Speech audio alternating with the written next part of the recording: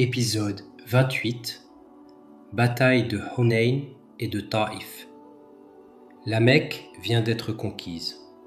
Le prophète Mohammed, paix et bénédiction soient sur lui, y reste 19 jours. Les habitants entrent dans l'islam par vagues. Mais au sud-est, dans les vallées de Taïf, une menace se prépare. Les tribus de Hawazin et Thaqif se rassemblent. Elles représentent la dernière grande force du polythéisme dans la région. Leur chef est un jeune homme, Malik ibn Auf, courageux mais encore inexpérimenté. Il lance un appel à la guerre. « Attaquons Muhammad avant qu'il ne nous attaque !» Il rassemble une immense armée et prend une décision risquée. Il fait venir avec lui les femmes, les enfants et les troupeaux. Un vieux chef expérimenté, Durayd ibn al-Simma, s'y oppose. Si la bataille tourne mal, tu livres ton peuple à l'ennemi. Mais Malik refuse d'écouter. À la Mecque, le prophète Mohammed, paix et bénédiction soient sur lui, envoie un espion.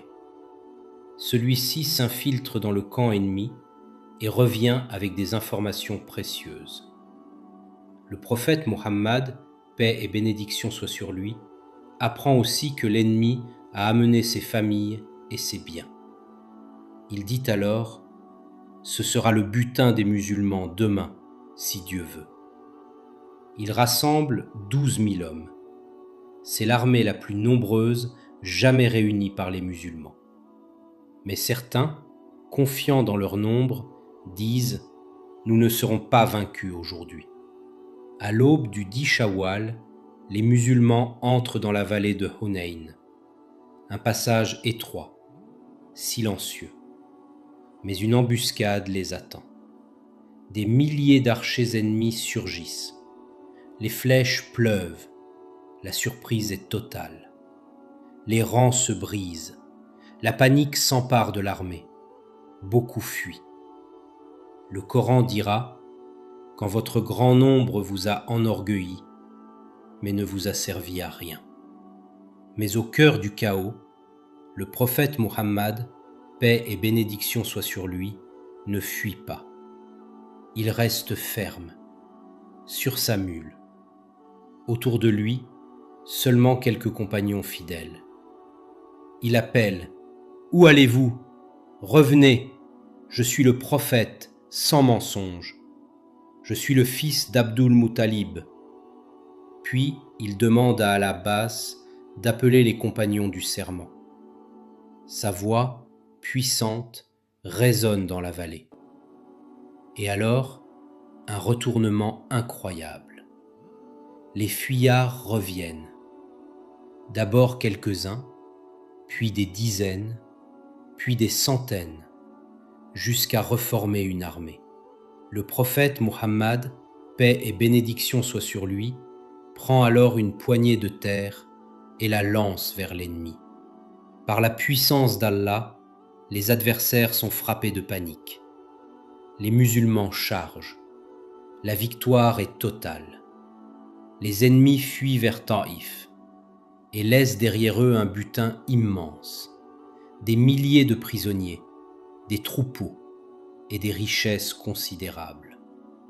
Le prophète Mohammed, paix et bénédiction soient sur lui, ordonne de tout rassembler à Al-Jir'ana, sans rien distribuer pour l'instant. Une scène marquante se produit pendant la bataille. Sulaym, épouse d'Abu Talha, porte un poignard. Elle dit « Si un ennemi s'approche de toi, je le tuerai ». Le prophète sourit. Les survivants se réfugient à Taïf, une ville fortifiée, protégée par des murs solides et des réserves pour une longue durée. Le prophète Mohammed, paix et bénédiction soient sur lui, marche vers la ville et commence le siège. Les musulmans s'approchent trop près. Les flèches tombent. Plusieurs compagnons sont tués. Le prophète Mohammed, paix et bénédiction soient sur lui, ordonne de reculer le camp. pour la première fois, les musulmans utilisent des machines de siège, une catapulte et une structure mobile pour approcher les murs. Mais les défenseurs réagissent. Ils lancent du feu. Les machines brûlent. L'assaut échoue. Le prophète Mohammed, paix et bénédiction soient sur lui, change de stratégie. Il ordonne de couper les cultures autour de la ville. Les habitants supplient. Il arrête. Puis il annonce : tout esclave qui sort sera libre. Plusieurs quittent la ville et sont affranchis. Mais malgré tout, Taïf tient bon. Le siège dure près de 20 jours. Le prophète Mohammed, paix et bénédiction soient sur lui, consulte ses compagnons. Puis il décide de lever le siège. Certains insistent pour continuer. Le prophète, paix et bénédiction soient sur lui, accepte. Puis, après plusieurs tentatives sans succès, les compagnons acceptent finalement de lever le camp. L'armée retourne à Al-Jirana. Le butin est toujours là. Le prophète Mohammed, paix et bénédiction soient sur lui, attend, espérant que les Hawazin viennent se convertir. Puis il distribue finalement les richesses. Il donne beaucoup aux nouveaux convertis pour raffermir leur cœur. Certains reçoivent des centaines de chameaux, mais les Ansar, eux, ne reçoivent rien. Une tristesse s'installe.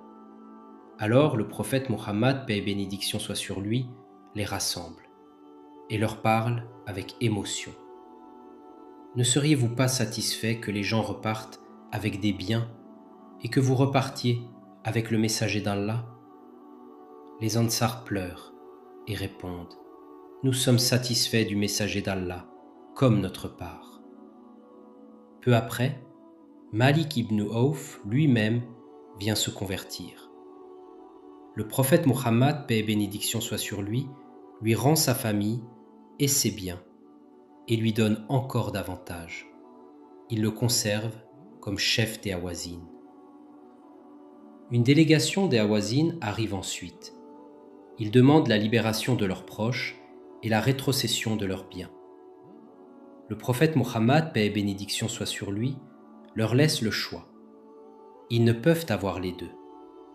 Alors, ils choisissent leur famille. Alors, tous les prisonniers sont libérés. Des milliers de personnes retrouvent leurs proches. Avant de rentrer à Médine, le prophète Mohammed, paix et bénédiction soient sur lui, accomplit une omra. Puis il retourne à Médine. La campagne est terminée. Mais déjà, une nouvelle menace se profile. Au nord, l'Empire romain se prépare et une nouvelle expédition approche. Demain, épisode 29, l'expédition de Tabouk.